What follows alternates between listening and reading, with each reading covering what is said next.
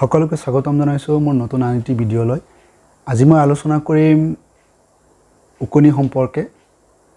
আপোনালোকে জানে ছোৱালীহঁতৰ সকলোতকৈ ডাঙৰ সমস্যাৰ ভিতৰত এইটো এটা ডাঙৰ সমস্যা, যিবিলাকৰ মূৰত বা যিবিলাকৰ মাথাত উকনি হয় তেওঁলোকে বুজি পায় সমস্যাটো কিমান ডাঙৰ। গতিকে আশা কৰিছোঁ ভিডিঅ'টো প্ৰথমৰ পৰা শেষলৈকে চাব। এই ভিডিঅ'টোত মই তিনিটা উপায় বা ঘৰুৱা বিধান সম্পৰ্কে আলোচনা কৰিম। প্ৰাকৃতিক উপায়, এটা হৈছে ভেষজ পদ্ধতি আৰু এটা হৈছে ঔষধ সম্পৰ্কে। প্ৰথমে আহিছোঁ প্ৰাকৃতিক উপায় সম্পৰ্কে। এই উপায়ত আপোনাৰ 2 সপ্তাহ সময় লাগিব। আপুনি সময়খিনি এনেকৈ বাছনি কৰি ল'ব: 1 নম্বৰ দিন, 5 নম্বৰ দিন, 9 নম্বৰ দিন আৰু 13 নম্বৰ দিন। মই দিনকেইটা আকৌ কৈছোঁ: 1 নম্বৰ দিন, 5 নম্বৰ দিন, 9 নম্বৰ দিন আৰু 13 নম্বৰ দিন। এই দিনকেইটাত আপুনি চুলিখিনি তেল দি ধুনীয়াকৈ সানি ল'ব, নহ'লে ভিজাই ল'ব পানী দি। এনেকুৱা কৰিলে কি হয়, উকনিবোৰ লৰচৰ কৰিব নোৱাৰে। তেতিয়া আপুনি খুব সহজতেই ফণি দি এই উকনিখিনি গুচাব পাৰিব।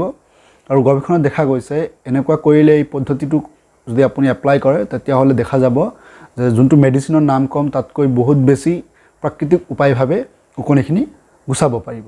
আহিছোঁ ভেষজ পদ্ধতি সম্পৰ্কে।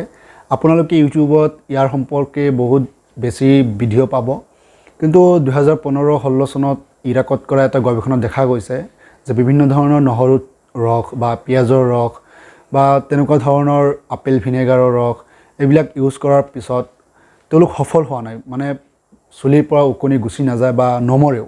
ইভেন 48 ঘণ্টালৈকেও এই ৰস মাথাত সানি দেখা গৈছে যে উকনি নমৰে বা উকনি গুচি নাযায়।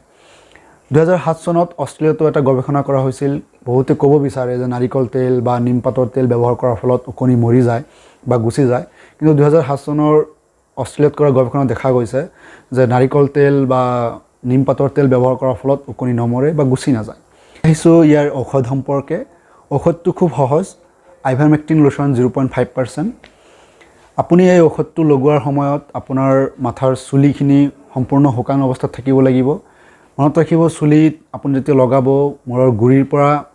চুলিৰ গুৰিৰ পৰা আগলৈকে লগাব লাগিব। লগাই মেলি আপুনি 10 মিনিট ৱেইট কৰিব। তাৰপিছত আপুনি মূৰটো সাধাৰণ পানীৰে ধুই পেলাব। এই লগোৱা সময়খিনিত আপুনি শ্বেম্পু বা চাবোন ইউজ নকৰিব। আপুনি ইউজ কৰিব পাৰিব, সেয়া কমপ্লিট 24 ঘণ্টাৰ পিছত ইউজ কৰিব পাৰিব। আমেৰিকাৰ এটা গৱেষণাত দেখা গৈছে ইয়াৰ উপকাৰিতা 95%।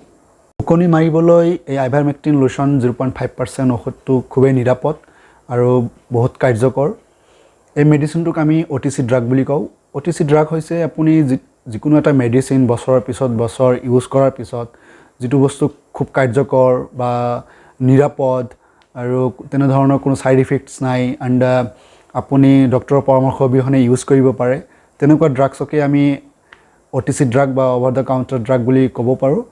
গতিকে এইটো এটা খুব নিৰাপদ ঔষধ, আপুনি খুব ধুনীয়াকৈ ইউজ কৰিব পাৰিব। শেষত মনত ৰাখিব, এই মেডিচিনটো ব্ৰেষ্ট ফিডিং কৰা আইমাতৃসকলে আৰু প্ৰেগনেণ্ট থকা লেডিসকলে এই মেডিচিনটো ইউজ নকৰিব।